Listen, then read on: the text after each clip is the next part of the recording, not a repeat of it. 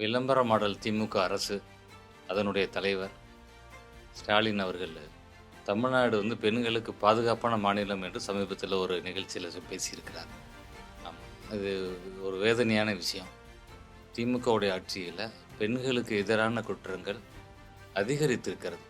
இந்தியாவில் உள்ள 28 மாநிலத்தில் தமிழ்நாடு தான் இந்த பெண்களுக்கு எதிரான குற்றத்தில் முதல் இடத்தில் இருக்கிறது.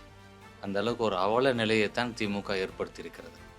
பார்த்தீங்கன்னா 55% பெண்களுக்கு எதிரான குற்றங்கள் அதிகரித்திருப்பதாக இப்போ புள்ளி விவரங்கள் தெரிவிக்கின்றன.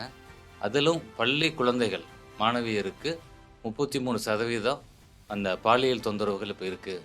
21,000 பெண்கள் பாதிக்கப்பட்டிருக்கிறாங்க இப்படின்னு பல்வேறு அறிக்கைகள் இப்போ சொல்லிக்கிட்டு இருக்க சூழலில் இந்த மாதிரி பேசியிருக்கிறாரு ஸ்டாலின் அவர்கள். வரக்கூடிய 2026 தேர்தலில் பெண்களோட ஓட்டு நிச்சயமாக இந்த திமுகவுக்கு இருக்காது. நீங்கள் பார்த்தீங்கன்னா புரட்சித்தலைவி அம்மா அவர்கள் ஆட்சி காலத்தில் தாலிக்கு தங்கம் என்ற ஒரு உன்னதமான திட்டத்தை செயல்படுத்தினார்கள். அது நெருக்கி அதில் வந்து ஒரு 12 லட்சம் பெண்கள் வந்து அதில் பலனடைந்தார்கள்.